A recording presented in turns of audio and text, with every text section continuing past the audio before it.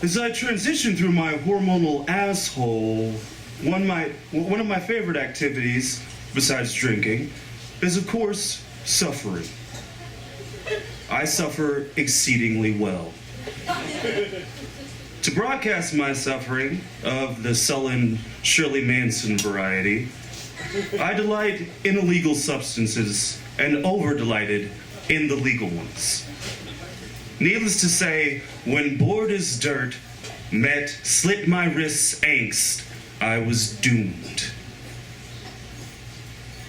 The summer before my freshman semester, I defiantly left the safe parental womb I was determined to perceive as rather infernal hell pit tyrannized by two mongering devils out to asphyxiate my soul.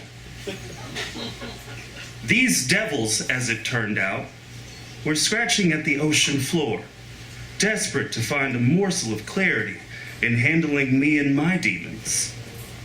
But in my teenage obstinacy, I was a horse hell-bent on desiccation. I moved in with my friend Sarah and her mom, mostly because I was 18 and I can.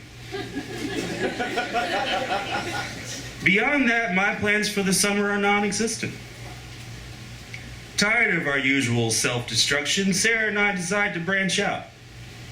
We get wind of this substance called Salvia, which apparently produces intense hallucinations lasting about 10 minutes. The testimonials are what really sold us.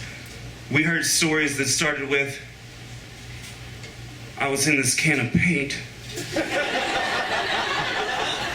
Except, I was the can of paint. I was all the colors swirling together.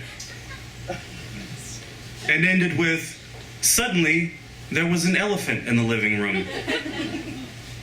We demanded colors, and we needed elephants. We sit in our backyard expectantly. We popped a standard 8 tabs of Cordyceps pills, cold and sinus medication, which most people take to feel better. I guess we essentially had the same thing in mind. Underscored with the rhythmic panting of her border collies, we wait for the triple C's to kick in. Impatient, Sarah produces a Mike's Hard Lemonade from her macrame purse. We share it. Nothing. Sarah produces a joint from her mushroom-shaped wallet. We share it. In our druggy math, we concluded that it had been about 45 minutes and decided we still don't feel anything. An unspoken truth sets in. We load the salvia into the goblin-adorned glass pipe from her purse and tug on the silky smoke. We sit in the backyard longing for 1969. For Abby Hoffman, for Janice, for Jimmy and Jim. We're lost in nostalgia for something that we'd never experienced and desperately longed to.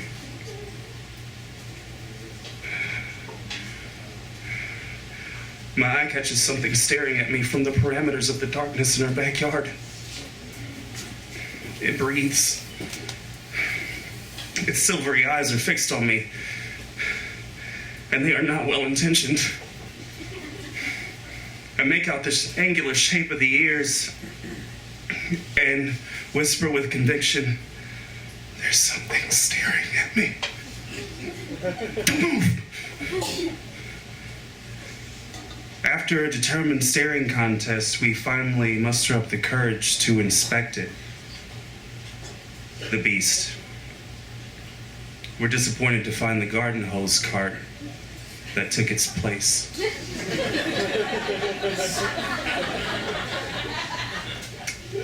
Escaping from our growing panic, we take a walk around the neighborhood.